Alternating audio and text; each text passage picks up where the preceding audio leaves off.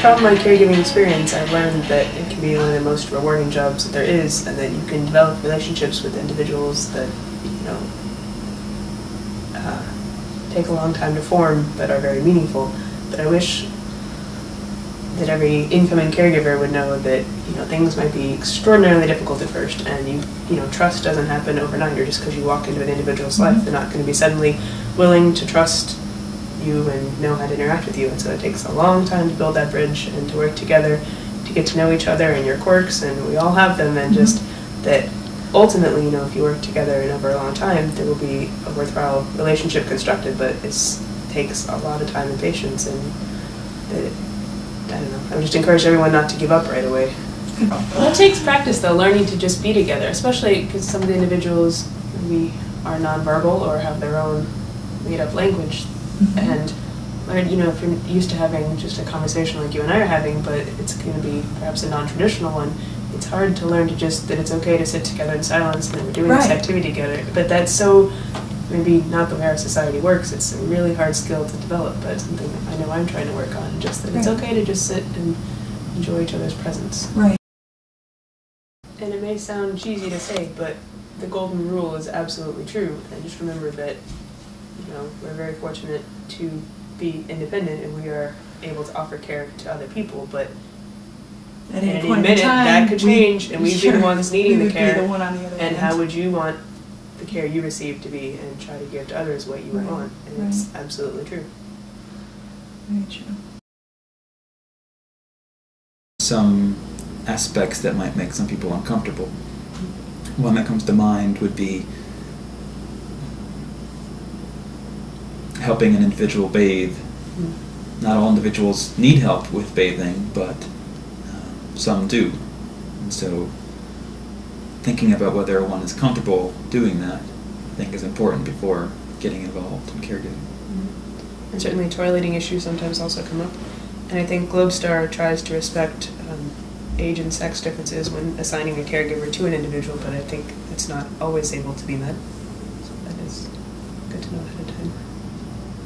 Some sites that GlobeStar services are 24/7 sites, which means that the individuals receive care at all hours, except perhaps when they're at work or at some sort of program. So some caregiving shifts are overnight, perhaps starting at 10 or 11 and going until 8 in the morning. So it's important for caregivers to think about whether they be free to do those sorts of shifts. Right, the schedule is a good thing to consider ahead of time. I think GlobeStar tries to honor other commitments if you're involved in school or have some other, perhaps you work in another job. But in general, caregivers do need to be flexible with their schedules and be open at different hours, you know, be able to work nights and weekends. And I think, again, they try to work with your mentor at GlobeStar to assign or to establish when it would be a good time to work, but knowing that you do need to be flexible within your requests.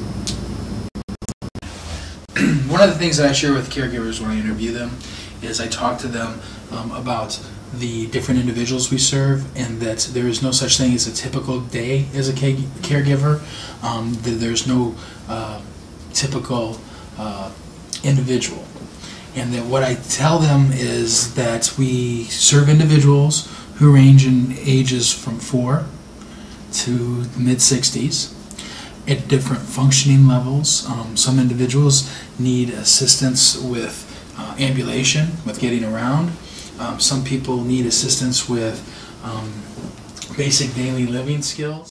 Video you just saw, A Day in the Life of the Caregiver, it shouldn't be assumed that that'd be the only things that could go on. We were just trying to show a sampling and say, hey, are you comfortable doing some of the things we showed here in the video? And if so, we'd like to talk to you further about some of the other aspects involved with caregiving. But if, you know, just to show how an interaction might go, to see if people would be comfortable with that. Right. And as I share with potential caregivers when I'm interviewing them, and that is that we provide services based on the individual and the individual's needs. Good job. Okay. Want me to put it away? You never tell me good job when I do something. Yeah.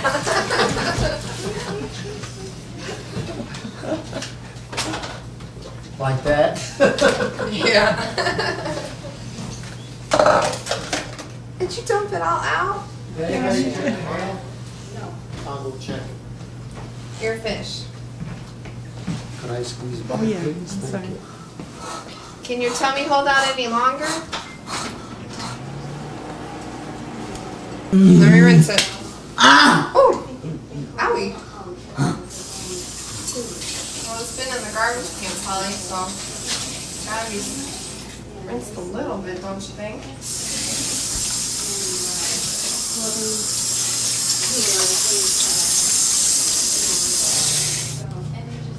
Okay, hey, do you want to help? You want to eat? Oh, Polly, I need to cut that, hon. I didn't get that far yet. Here, can I cut it, please? So you don't choke.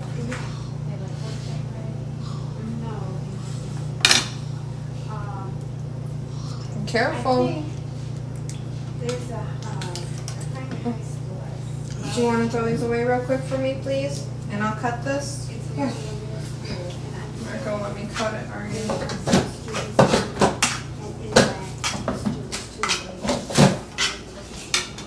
Looks good. Delicious.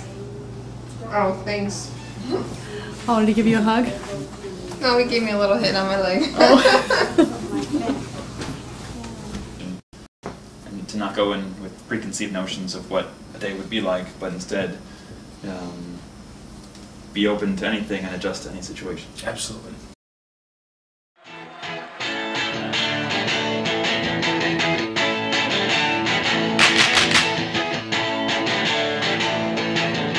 Go, Sarah. There you go. I like that.